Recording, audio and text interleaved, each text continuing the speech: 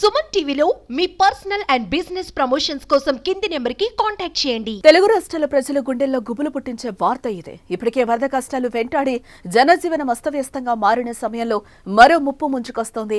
AP తెలంగాణకు వాతావరణ శాఖ భారీ వర్ష సూచన చేసింది. బంగాళాఖాతంలో అల్పపీడనం ప్రభావంతో మరోసారి నేడు భారీ నుంచి అతి భారీ వర్షాలు కురుస్తాయని వాతావరణ నిపుణులు అంచనా వేస్తున్న పరిస్థితి అయితే కనిపిస్తోంది.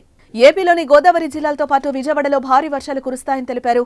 ఇప్పటికే పలు జిల్లాల్లో వర్షాలు ప్రారంభమయ్యాయి. రాత్రి 2 గంటల నుంచి విజయవాడలో వర్షం కురుస్తోంది. ఇంకా జల దిగ్బంధాల్లోనే నగరం చిక్కుకుంది. ఇంతలోనే వర్షం బెజవాడ వాసులకు కంటి మీద కునుకు లేకుండా చేస్తోంది. భారీ వర్షాలకు ఇప్పటికే ముంచేసిన కృష్ణా, గుంటూరు జిల్లాలకు వాతావరణ శాఖ ఆరెంజ్ అలర్ట్ ను జారీ చేసింది. ఇటు కాకినాడ, కోనసీమ, తూర్పు గోదావరి, బాపట్ల, ఏలూరు జిల్లాల్లో భారీ వర్షాలు పడే అవకాశాలున్నాయి.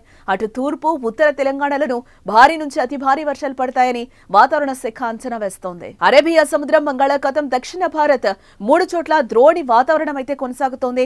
అది ఇవాల్టి నుంచి 3 రోజులుంటుంది. పశ్చిమ, మధ్య బంగాళాఖాతంలో సెప్టెంబర్ 5న అల్పపీడనం ఏర్పడే అవకాశాలు అలాగే ఉన్నాయి.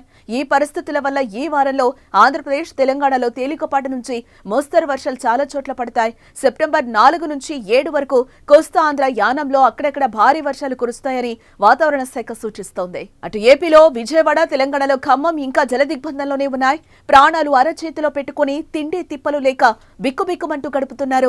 అలాంటి వారికి వాతావరణ శాఖ హెచ్చరిక గుండెల్లో గుబులు పుట్టిస్తోంది. వర్ష సూచన ఇరు రాష్ట్ర ప్రభుత్వాలు అప్రమత్తమయ్యాయి. ఎటువంటి అవాంఛనీయ సంఘటనలు జరగకుండా అధికారులు జాగ్రత్తలు తీసుకుంటున్నారు.